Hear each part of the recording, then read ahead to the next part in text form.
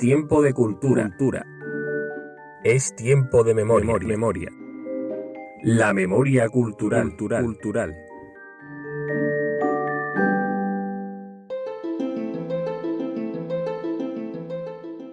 Bienvenidos una semana más a Tiempo de Cultura.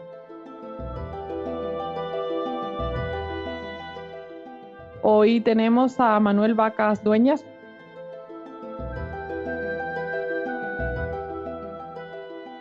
Es licenciado en Historia y participó en el proyecto El Tribunal de Responsabilidades Políticas en Córdoba de la Universidad de Córdoba. Desde hace unos años se dedica al estudio de las líneas de frente y las fortificaciones de la Guerra Civil, tema del que ha publicado diferentes artículos. Además, elaboró el inventario de la arquitectura defensiva de la Guerra Civil en Córdoba y es coautor de los libros Rutas de la Guerra Civil en los Pegoches y Vestigios y Testimonios de la Guerra Civil en Córdoba, ambos publicados en 2020. Actualmente trabaja como profesor de historia en un instituto y hoy viene a hablarnos de su libro Hasta la última gota de sangre.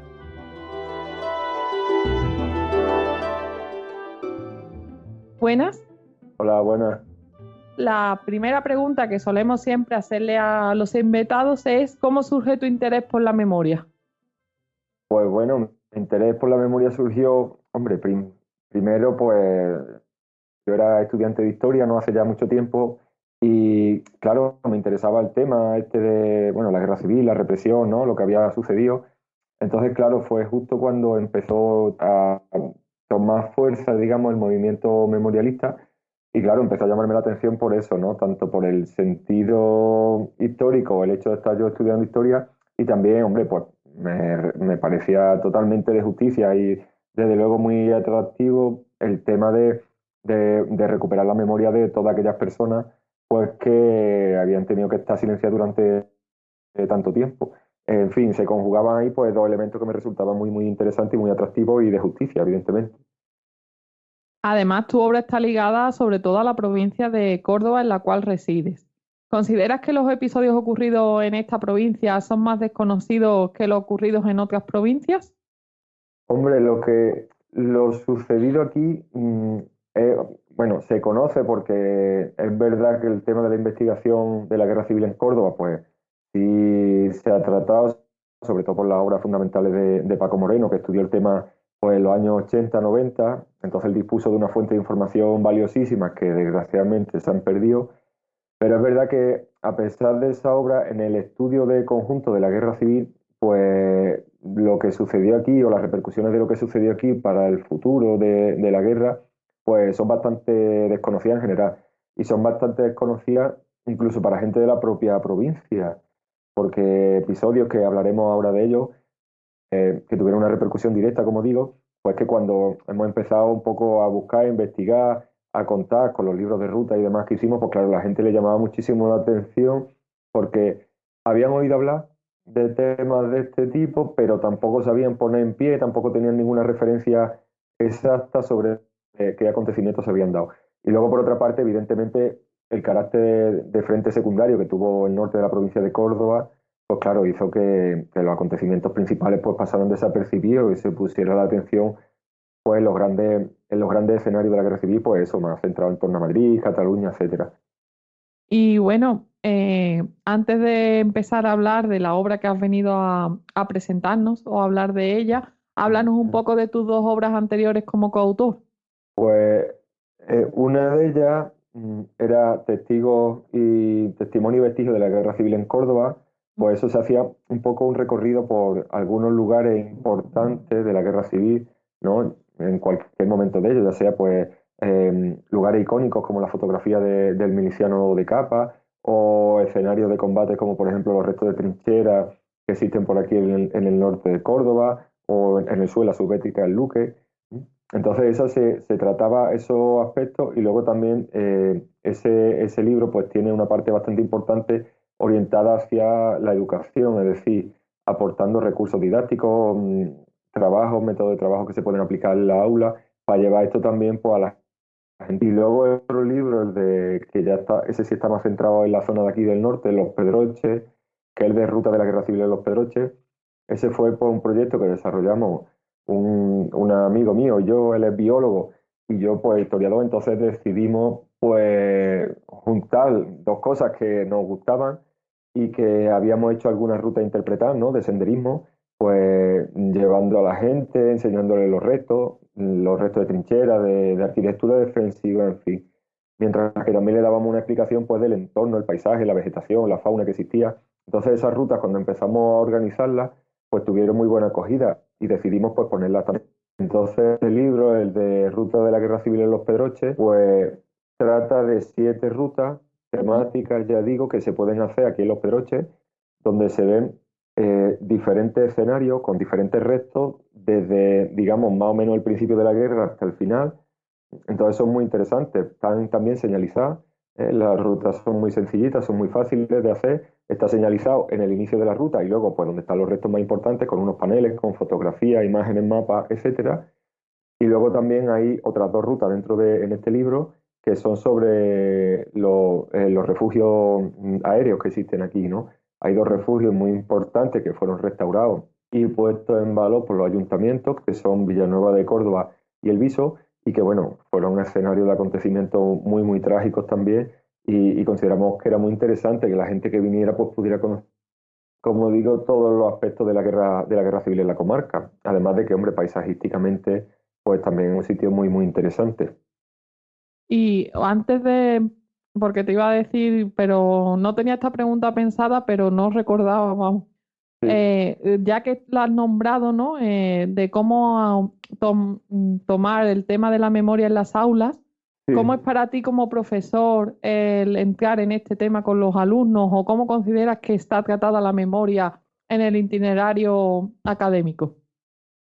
Hombre, yo creo que tomarlo y llevarlo al aula es una cosa fundamental, ¿no? Y además es muy interesante porque es verdad que el alumnado en general cada vez es más joven, es decir, nosotros siempre vamos creciendo, pero nos vamos enfrentando o tenemos enfrente alumnos, digamos, que cada vez tienen más distancia, hay más distancia generacional entre ellos y nosotros.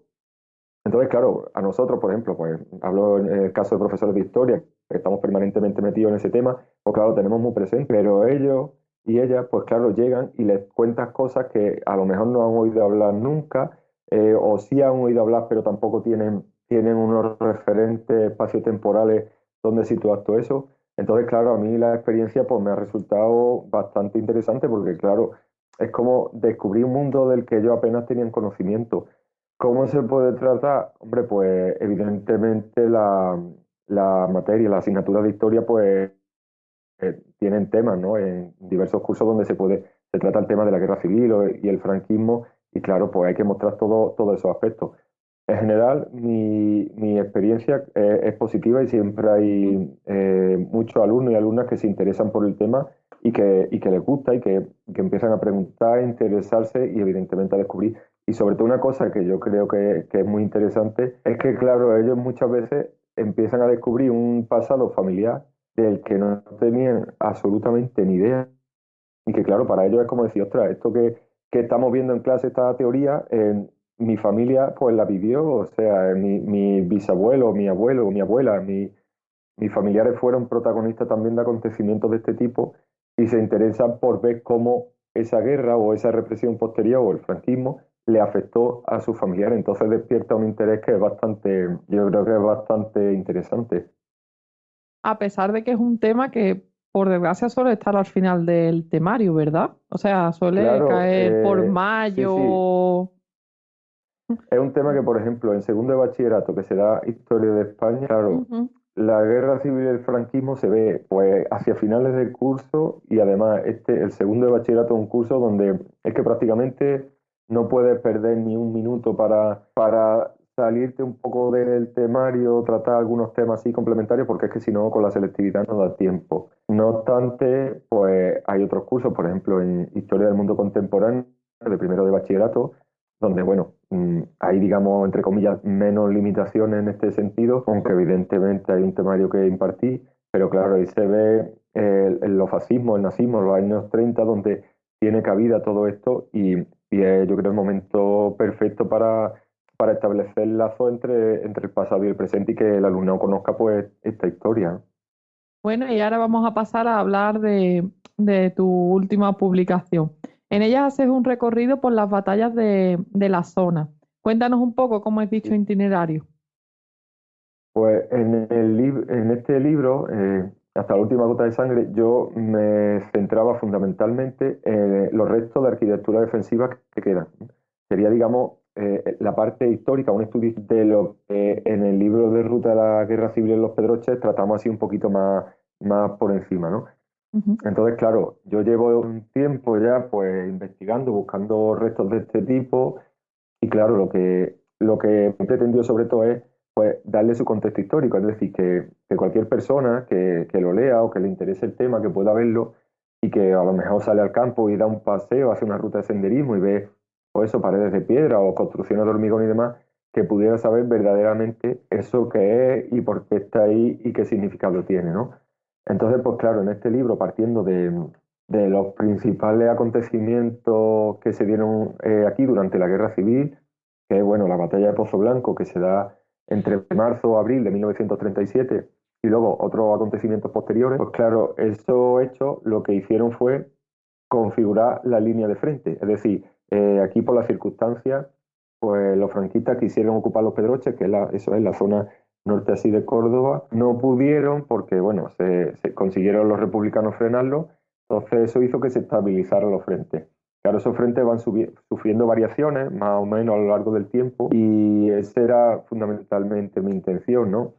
Intentar contextualizar cada resto en su momento histórico. Y luego, en la medida de que he podido, que las fuentes históricas me lo han permitido, que encontré información, pues de las cosas, de los restos que iba encontrando, pues he ido aportando la información que iba localizando, ¿no? Pues por ejemplo, no sé, un enclave, la Loma de Buenavista, ¿no? Por ejemplo, que es un sitio así muy conocido.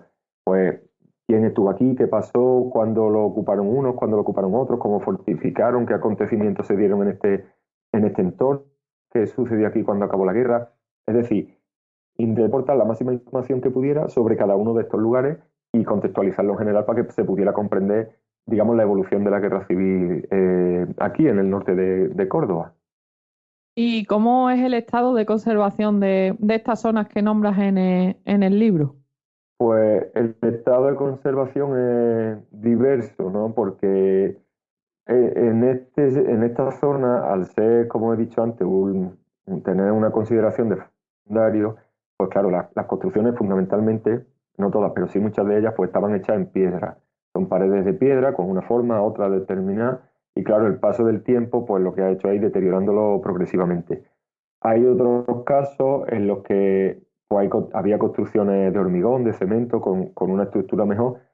Lo que sucedía es que en la posguerra, en muchos sitios, claro, la gente que vivía aquí en la sierra, lo que hacía era buscaba los metales, los restos pues, de armas, de metralla, de casquillos de bala, para venderlos.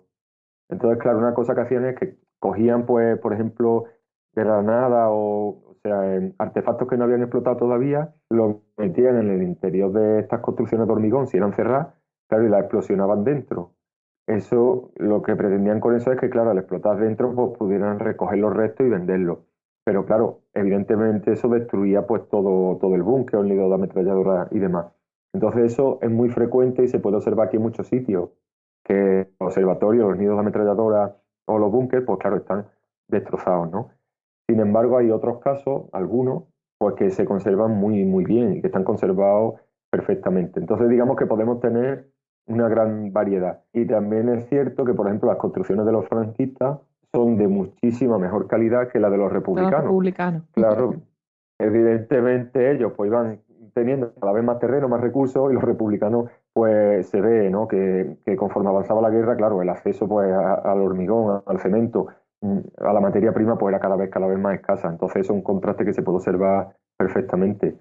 Yo de esta forma, si me permite, pues claro, también con el libro lo que pretendía un poco es llamar la atención de ese importante patrimonio que existe aquí, que en muchos casos se está deteriorando progresivamente y que va a seguir así, y que eso, pues, hombre, las administraciones tienen que hacer algo, tienen que haber una puesta en valor y una protección, porque es que si no es un patrimonio muy, muy importante y que va a desaparecer poco a poco. Y además has hablado también de la batalla de Pozo Blanco, ¿no? Una victoria del Sí. Frente Republicano que digamos que en muchos casos no se le da la importancia que tiene. Ujú. Háblanos un poco más en profundidad de ella porque Sí, antes la has nombrado sí. simplemente. Bueno, pues como he dicho, la batalla de Pozo Blanco empezó a principios de marzo de 1937 y se prolongó pues hasta abril-mayo del mismo año.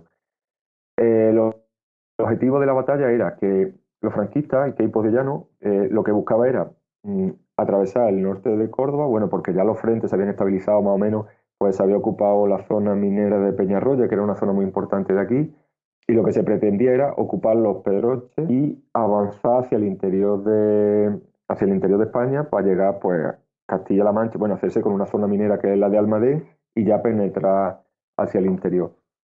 Claro, eso se hace después de que los franquistas ocupen Málaga, ¿no? Entonces, claro, ellos venían con un optimismo muy elevado, digamos, y pretendían ocupar esta zona en muy poco tiempo. Lo que pasa es que por unas cosas, por otras, por diferentes circunstancias, pues no pudo ser, ¿no? Entonces iniciaron los ataques y cuando todo parecía perdido, es decir, cuando ya parecía que iban a ocupar Pozo Blanco, que era la población más grande del entorno, pues claro, en ese momento empiezan a llegar refuerzos republicanos, una resistencia que consigue frenar al enemigo a las puertas del pueblo prácticamente y después iniciar una contraofensiva. Entonces, claro, ahí se dieron episodios pues muy importantes, ¿no? Por ejemplo, combate de una crueldad extrema en unos pueblos de aquí, Villanueva del Duque y Alcaracejo, donde se combatían pues eso en las casas, cuerpo a cuerpo, con bayoneta, y luego aquí en el entorno de Pozo Blanco igual, por los bombardeos, los ataques aéreos, cañonazos, etcétera. Claro, eso no se le dio en su momento importancia porque, claro, coincidía con la batalla de Guadalajara, que estaba en el entorno de Madrid. Claro, evidentemente, pues los recursos y todos los medios se ponían en frenar al enemigo en el entorno de la capital. Sin embargo, esa contraofensiva fue luego muy fuerte y tuvo, digamos, un empuje bastante potente que casi volvió a recuperar Peñarroya, que era el núcleo industrial al que me refería al principio, y Ujú. como he dicho también permite fijar los frentes. Entonces, claro, eso tuvo muchísima repercusión y fue muy importante, vamos, así se reconocía por mucho, por ejemplo, lo reconoció luego Vicente Rojo en una historia de la Guerra Civil. En la prensa internacional incluso, pues claro, se hablaba de la batalla de Pozo Blanco porque supuso una victoria muy sonada en el Frente Sur, vamos, una de las pocas victorias que el ejército republicano tuvo aquí en el Frente Sur y que impidió que los franquistas avanzaran pues hacia el interior, de donde si ya pasan aquí la zona de la sierra y llegan a la meseta y a la zona de Castilla, La Mancha y demás, pues claro, ya es un terreno llano donde hubieran avanzado pues mucho más rápido. Así que, hombre, tuvo eso su importancia, evidentemente, y estabilizó el frente aquí en el sur hasta el final de la guerra, vaya. Sí, eso también lo dices en el libro, ¿verdad? Que Córdoba, ¿no? Resistió casi hasta el final. Sí, aquí, por ejemplo, este frente, el frente de aquí, desaparece, es decir, desaparece, se abandona cuando ya los defensores saben y están viendo que ya es que la guerra está totalmente perdida. Ajá. Entonces, Pozo Blanco cae 2 o 3 días, lo ocupan los franquistas 2 o 3 días antes que de la ocupación de Madrid. Es decir, que prácticamente está hasta el final. Y ya digo, ya porque se abandona, porque ya empiezan a ver que está todo perdido, empiezan a soltar la arma, a irse, a retirarse, y claro, entonces el ejército franquista avanza y ocupa toda la zona. Pero eso hasta finales de marzo del año 39, vamos. Y hablas también de episodios también pocos conocidos como la llegada de la que se llama Brigada Internacional en la que se integraba el renombrado batallón de las 21 nacionalidades. Háblanos un poco Sí, también de la sí. llegada de esta brigada. Pues igual esta brigada vino también de Málaga, había estado intentando frenar a los franquistas en el avance de Málaga a Almería. Y claro, ya allí cuando se estabilizó el frente, pues la mandan aquí. Entonces, claro, llega y una de sus características más importantes era este batallón, ¿no? El de las 21 nacionalidades, que está formado por voluntarios antifascistas vamos, de prácticamente todos los países de Europa, porque aquí había Ujú. franceses, ingleses, pasaron por ahí norteamericanos, polacos, italianos, soviéticos, griegos, brasileños, es decir, era una composición totalmente heterogénea. Y claro, su presencia aquí fue muy, muy importante, ¿no? Porque fue la cabeza de lanza, digamos, de la contraofensiva alrededor de Peñarroya, y luego también estuvieron aquí durante bastantes semanas, hasta finales de junio. Y claro, fue una experiencia, digamos, agridulce, porque claro, para ellos, pues evidentemente la victoria, la ocupación de algunos pueblos que ocuparon, pero luego ya cuando el empuje republicano empieza a ralentizarse y a pararse, claro, al final se crean estos frentes estables y ellos se quejaban mucho de que estaban en una zona pues alejada de todas las poblaciones, en un clima que evidentemente le era completamente adverso, porque claro, ya empezaba la primavera aquí andaluza hacia finales, el calor, claro, en unas condiciones que no estaban acostumbrados y sobre todo esperando permanentemente que lo relevaran, que le dejaran descansar y se comparaban con envidia los pobres, pues claro, con los brigadistas internacionales que estaban, pues, por ejemplo, en el entorno de Madrid, ¿no? Que claro, que tenían descanso, que se iban a la ciudad, que se paseaban, y ellos, sin embargo, pues es verdad que estaban ocupando unas posiciones lejos, muy lejos de muchos sitios, muy cansados y muy agobiados. Pero es verdad también que ellos en sus memorias, en sus documentos, en las publicaciones que hicieron durante su estancia aquí y posteriormente, pues sí hablaban de la zona y lo recordaban pues con cierto cariño, ¿no? Como aquí pues habían conseguido, digamos, empujar al enemigo hacia atrás, ocupar algunos territorios y arrinconarlo en el entorno de Peñarroya. Entonces, para ellos, a pesar de todo, luego con el paso del tiempo, pues yo creo que era un recuerdo que era agradable, ¿no? Y las canciones que recordaban y demás de aquí de la zona. Hay algún soldado que se quedara, que se conociera, que se quedara en la Pues zona una vez terminada? aquí, que yo sepa, no hay ninguno, porque claro, ellos cuando se van de aquí, los mandan a Brunete, claro, Ujú. entonces se fueron todos, o sea, va la brigada entera, se va a combatir a otro frente. Es verdad que no sé, yo ahora mismo desconozco, pero vamos, no tengo ninguna referencia ni nada, ni de ninguno que se quedara, aunque luego, bueno, pues siempre en algunos sitios, pues tuvieron sus parejas y tuvieron Ujú. incluso descendencia y demás, pero aquí la verdad es que como digo, estaban los pobres tan lejos de todos sitios que yo creo que no dio ni lugar a esa situación. Así que no creo. Y también hablas en el libro de figuras como la de Aldo Morandi. Cuéntanos un poco sobre él.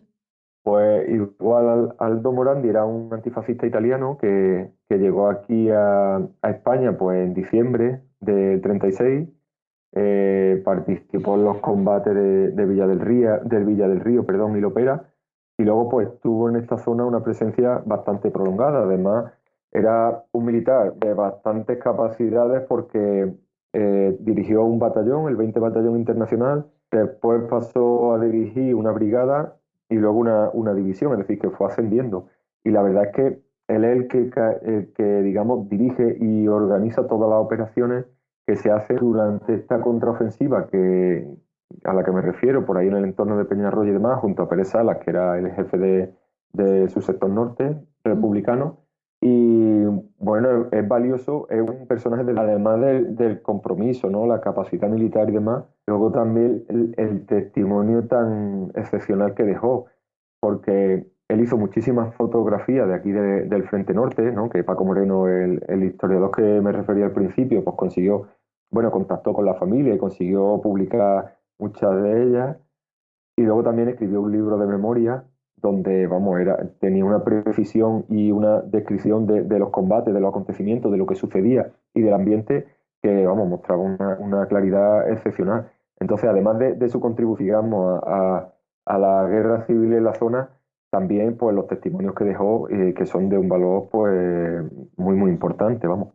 Supongo que para los historiadores fundamentales para poder recrear aquellos momentos. Claro, es que hay algunas descripciones, la única pena y es que está en italiano Ah. y, en fin, hay un poco ahí, bueno, yo me manejé como pude, pero es verdad que pierde, ¿no? Pero Porque nadie hay se ha, algunas o sea, descripciones, nadie se ha puesto a hacer no, una traducción ni nada, ¿no? Al claro, castellano, ¿no? no está traducido, entonces, claro, pues yo, Ujú. pues, a ver, uno que te echa una mano, más o menos lo que vas traduciendo, poquito, lo que entiendes así.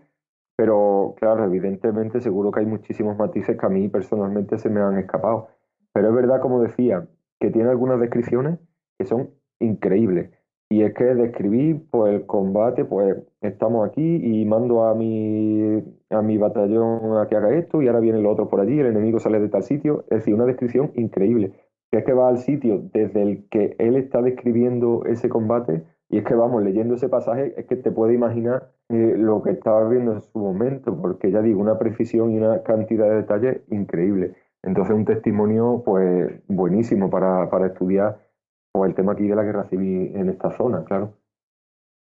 Bueno, y en tu libro también hablas de mujeres milicianas. Lo que pasa es que ese tema se lo vamos a dejar a Carmen para la semana que viene, que es Sí, nuestra próxima invitada, Carmen Jiménez sí. Aguilera.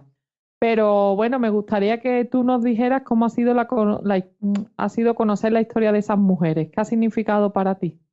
Pues hombre, el tema de las mujeres milicianas, que se aparecerá un poquito más concretamente en el segundo volumen, porque Ujú. este libro de Hasta la última gota de sangre, la primera parte, pues claro, aquí la presencia de milicianas pues ha sido muy importante, ¿no? Sobre todo fundamentalmente en los primeros momentos de la guerra, ¿no? Cuando el golpe de Estado y todavía está la situación así un poco que no está clara. Pero claro, es un tema también apasionante y es un tema que desde luego está muy poquísimo estudiado y en esta zona pues también toda su contribución pues desde luego fue enorme y ya pues Carmen nos contará un poquito más de eso. Bueno, y ¿quieres contarnos algo más de tu libro que piense que no se nos ha quedado un poco en el tintero? Pues no sé, hombre, el libro pues yo creo, considero que es interesante porque no se ha hecho hasta ahora ningún estudio de, por ejemplo, los restos de la arquitectura defensiva de la guerra civil en el norte de Córdoba. Entonces, a ver, yo lo he hecho con todo el cariño, toda la Ujú. ilusión y todo mi esfuerzo intentando un poco, pues claro, poner en valor eso, quizá a veces excesivamente, que me lo han dicho, ¿no? Excesivamente localista, es decir, pues de hablar de el Cerro Castillejo fue ocupado este día por este batallón y claro, me lo dicen, dice, claro, si no conoces más o menos la zona hay veces que te pierdes. Pero bueno, he intentado compensarlo también pues con historias pues, de vida cotidiana, testimonios orales, cartas, por ejemplo, de combatientes que mandaban a sus familiares. Es decir, que he intentado que en el fondo no sea solamente un estudio teórico ni meramente descriptivo, sino que se viera reflejado por las condiciones de vida o cómo lo vivieron las personas que combatieron aquí o las que estuvieron viviendo en estos pueblos durante esos duros acontecimientos.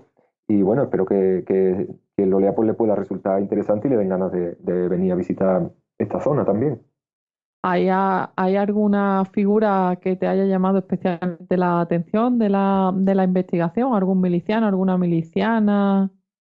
Pues, por ejemplo, me llamaban mucho la atención los testimonios de los brigadistas, porque había Ujú. algunos también que eran muy, o sea, detalles al mínimo, que decían hasta en donde, por ejemplo, ellos contaban cómo iban avanzando durante la noche en el tren, ¿no? Porque para acercarlo al frente iban en un tren blindado que existía aquí en esta zona.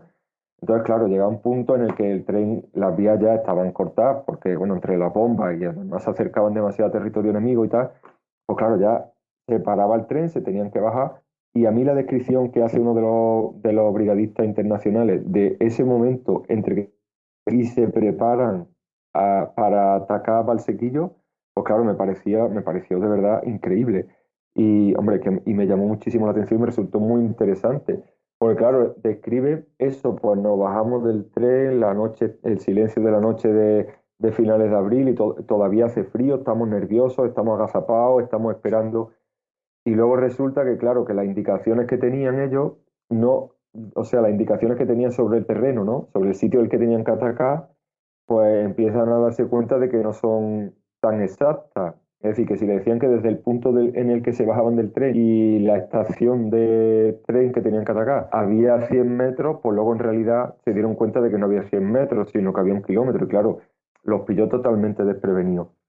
Pero en general, poder luego, conforme he ido profundizando en estas memorias, en estos testimonios, poder visitar los lugares de los que ellos hablaban es una cosa de luego que a mí me ha resultado de lo más enriquecedora, porque claro, son miles de historias miles de toda España, porque aquí vinieron gente combatiente de todos sitios, y Pozo Blanco era muy conocido porque, sobre todo entre los franquistas, le decían eso, Pozo Negro, y había gente que lo había pasado muy mal aquí y decían, ay, Pozo Negro, qué mal lo pasamos, que no fuimos capaces, que allí estuvimos combatiendo muy duramente a las puertas del pueblo.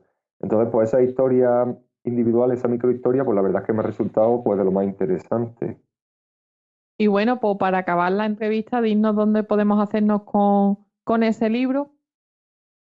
Pues el libro se puede comprar online en una página que se llama 17 Pueblos, se escribe así, 17 con número y pueblo, todo junto. Entonces ahí, bueno, se puede encontrar fácilmente. Y luego, claro, evidentemente en librerías de aquí, de la zona, bueno, en Pozo Blanco, en Peñarroya y demás. También estuvo a la venta, y creo que quedan ejemplares todavía en Córdoba, en la librería Luque, que es una librería que está allí en el centro, que también se estuvo vendiendo. Pero fundamentalmente las ventas se pueden hacer de forma fácil, en internet, en la página esta que he dicho, 17 Pueblos. Pues muchas gracias por acompañarnos este ratillo, Manuel, y pues recordar que seguimos hablando un poco del mismo tema la semana que viene con Carmen Jiménez Aguilera. Hasta pronto. Hasta pronto, muchas gracias. País lejano nos ha visto nacer y de odio llena el alma hemos traído, mas la patria no la hemos aún perdido. Nuestra patria está hoy ante Madrid, mas la patria no la hemos aún perdido. Nuestra patria está hoy ante Madrid. Camaradas, cubrid los parapetos, que la vida no es vida sin la paz. Defended con el pecho vuestros hijos, os ayuda la solidaridad. Defended con el pecho vuestros hijos, os ayuda la solidaridad. Libre España de castas opresoras, nuevo ritmo el alma batirá. Morirán los fascismos sangrientos, en España habrá ya felicidad. Morirán los fascismos sangrientos, en España habrá ya felicidad. Generales traidores a su patria, del fascismo quieren saciar la sed. Mas los pueblos del mundo defendemos lo que España jamás ha de perder. Mas los pueblos del mundo defendemos lo que España jamás ha de perder.